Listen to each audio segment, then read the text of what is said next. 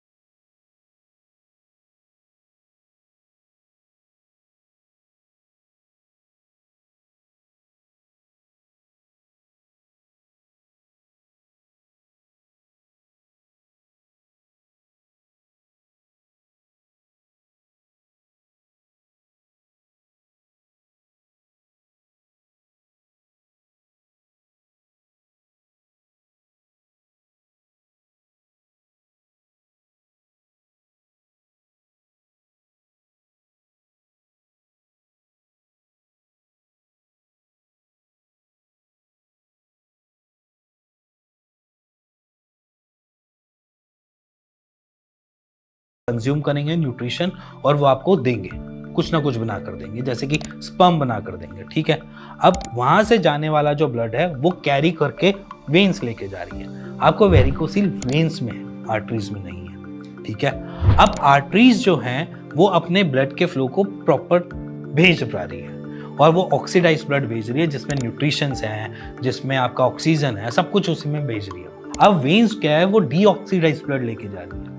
अब डीऑक्सीडाइज मतलब कि टेस्टिस ने उससे ऑक्सीजन और सारी चीजें कंज्यूम कर ली। अब वो खून जो है उस बिना न्यूट्रिशन के और बिना किसी ऑक्सीजन के वो कैरी करके लेकर जा रही है, ठीक है। अब यहाँ पर क्या होता है कि वेरिकोसील में आपके टेस्टिस की टूवर्ड्स ना जाते हुए, उससे पार जाते हुए आपका ब्लड का फ्लो टूवर्ड्स घूम जाता है आपके टेस्टिस की तरफ। समझ में आ गया? नहीं आया तो फिर से समझाता हूँ। आपका ब्लड का फ्लो टूवर्ड्स वेन्स जा रहा था, बट बीच में कोई ना कोई ऑब्स्ट्रक्शन होने की वजह से वो दोबारा से घूम के आपके टेस्टिस की तरफ आना चालू हो गया, ठीक है। अब टेस्टिस को क्या हुआ? टेस्टिस को हुआ प्रॉब्लम। उसको समझ ही नहीं आ रहा कि खून कहां से लूं मैं भाई, न्यूट्रिशन कहां से लूं मैं। तो अब क्या हुआ कि उसने को वहां पर केओस मच गया टेस्टिस के पास, जिसकी वजह से उसको प्रॉब्लम हो रही है। अब क्या हो रहा है कि फ्रेश ब्लड जो आना चाहिए था, फ्रेश ब्लड तो अपना भेज रहा था, बट अब क्या हुआ कि टूवर्ड्स टेस्टिस में वो पुराना खून वापस आकर ना चालू हो गया। अब उस जगह पे वो डीऑक्सीडाइज ब्लड जो है वो अपनी स्ट्रॉन्ग पोजीशन ले लेता है। मान लो कि आप एक बेंच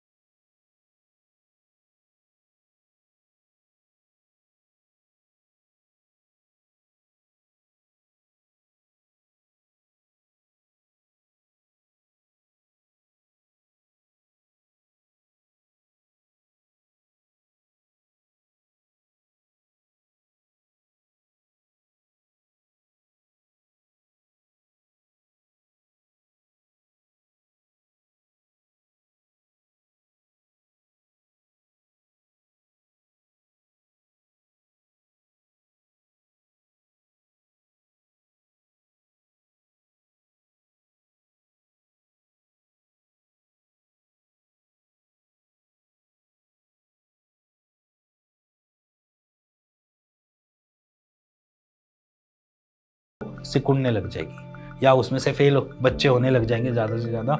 जब एग्ज़ाम आएंगे तो फेल होंगे ज़्यादा बच्चे, तो क्लास की स्ट्रेंथ क्या होगी, कम होगी। सेम वही चीज़ हो जाती है आपके टेस्टिस के पास। धीरे धीरे धीरे धीरे करते करते उसको अपने आपको सिकुड़ना पड़ता है, जिसकी वजह से वो न्यूट्रिशन की वजह से, लैक ऑफ न्यूट्रिशन होने की वजह से वो अपनी परफॉर्मेंस नहीं दे पा रहा होता।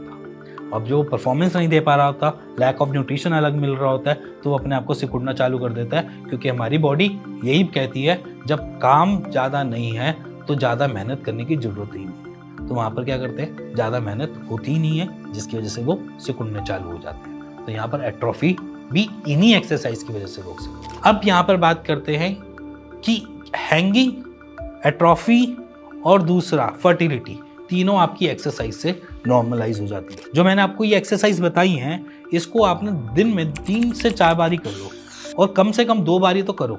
सुबह रात को सोने से पहले 2 बारी तो करो ही, जिसकी वजह से आपके टेस्टिस के टूवर्ड्स ब्लड की फ्लो मेंटेन रहे, जिसकी वजह से कोई प्रॉब्लम अराइज ही ना हो। अब बात करते हैं कि आप इसके साथ साथ, देखो ये तो होगी एक्सरसाइज जो आपकी एट्रोफी सबको रोक सकती है, आपके टेस्टिस की हेल्थ अच्छी बना सकती है।